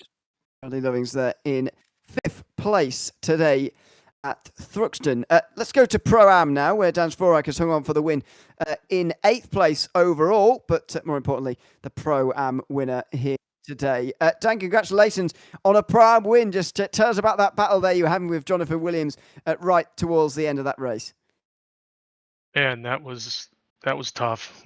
It had my heart race going, that's for sure. It's a tough track to overtake on, and him and I were going to have a real good battle that last 2 laps. It's just unfortunate that he clipped my back end and spun me out, but thank you, Jonathan, for giving that spot back. Much appreciated. Absolutely great sportsmanship between the two of you. What were you expecting from this round in terms of the circuit and in terms of a result as well? Were you feeling like a win was possible here today? Definitely didn't think a win was possible. I was shooting for top 15, like I do most races, and the stars aligned and it worked out today. So I'm happy about that. Well, absolutely. Congratulations. Is there anyone you'd like to give a shout out to before we let you go? My wife, who's sitting in the other room with our very rambunctious 2-year-old, and everybody else in here that's helped me along the way find some pace. Well, congratulations on that, Dan, and thanks for chatting to us as well. Thanks, guys. Thanks very much. Dan Svorak there in the victory circle for Pro-Am. Let's go to Am now. Unfortunately, Jeff Silvervader isn't there, but we do have James Hillerich, who finished in 2nd to chat to. Welcome in, James. Good to have you with us. 2nd place in the Ams here today. What's the feeling you've got after finishing this race here today? I'm frustrated. I got a 40-second hold on pit entry. I pressed the the pit limiter button and got into gas before it got below the speed, so I had a 40-second hold. Really wanted P1 for the AM class, but overall it was a good race. Everybody did a pretty good job. It was clean. Traffic wasn't as bad as an issue as I thought it was going to be, for sure. I thought it was going to be nonsense, honestly. It wasn't too bad. But in the end, you've got through another round. One more week to go at the Nürburgring next time out. How do you think the season's gone? Oh, I love it, and you guys do a great broadcast. It's entertaining as can be to watch. The kids love watching it back. But Nürburgring, I've never run it like completely, so it's going to be interesting. Just slow and steady, I guess. Absolutely. That will be the key, I suppose. Congratulations on finishing 2nd in class, James, and thanks for chatting to us as well. I appreciate it, as always. Thanks, guys. Thanks very much, James Hedrick, there, 2nd place in the AMS, just ahead of Curtis Matthews, who is here to join us as well, as he finished just behind James in third in the AM class. Curtis, welcome in. Good to have you with us as well. Third place for you today. How are you feeling about that? Man, I could not be more excited. What a race. It was so fun. What were you expecting in terms of traffic, in terms of difficulty of driving this circuit? What was your practice like, and what were you expecting? So honestly, I expected to like grid in the middle, but unfortunately, minor off tracks during qualifying put me down to P39. So my expectations were set pretty low from there, but I knew I was pretty quick. Looking at the qual times to everybody and knowing what my practice times were, I thought I could catch up to people and probably finish mid pack. Which, hey, P21 and a third place podium, I'm not upset at all. Oh, absolutely, it's a good result to see you on the podium again. Is there anyone you'd like to give a shout out to before I let you go? Oh, of course, you guys, all the guys from OGRL, my wife, for always letting me do this. She's got breakfast cooking in the background, smells so good. Oh, one note for JP for picking this track. That first pit stall, absolute nightmare. It is the worst. I completely like shot it, and it was like the second I got past the line, it was right there. I couldn't even slow down fast enough. I was half in, half out. I spent about 20, 30 seconds just trying to get into the pit stall to get fuel and tires. Well, I never said it was going to be easy. No, that right there is an equalizer. That was rough. That pit stall was rough. But you enjoyed the race. Thanks, guys. Oh, yeah, race was great. You guys, broadcast awesome as always. Thank you for having me on here. And final race next weekend. Mm-hmm. Absolutely. Yeah, thanks for you guys have a great night. again, Curtis. We'll hopefully see you next week.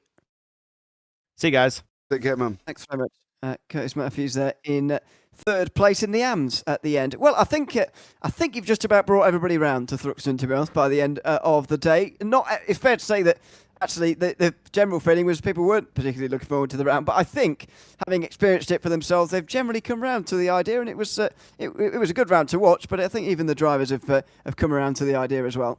See, told you. Thank you very much. I'd like to pick up Ellen. That is something I am going to talk to Bradley Lovins about. Brad, if you are listening, we did discuss the mum and supporters race that we were going to do. The guys that jump in, like Ellen, Stacey, there was also a couple of others that were in as well who were going to go and race on the racetrack. So it'd be interesting to see if we can arrange that, Ellen, but we will look into it. I loved it. I thought it was great. I think everybody thought it was great as well. Maybe not Sean Riley, but everybody else loved it, so I'm happy. Yeah, exactly. And it was good to watch as well. So everybody leaves happy. I think one more week to go, though, in the OGRL Coffee Cup. Make sure you come back same time, same place next week for the Nürburgring Combined, where we've got some championships to sort out, namely the Pro Championship, to be honest. That's the most realistic that could change hands if things go wrong for Bradley Lovins, although he's pretty confident he can hold on to the championship. We'll see whether he can. Make sure you join us, though, for the Nürburgring Combined next week. I've been Ewan O'Leary alongside James Parfitt. Until we see you there on the Combined Nürburgring layout, it's goodbye from Thruxton and see you in 7 days' time.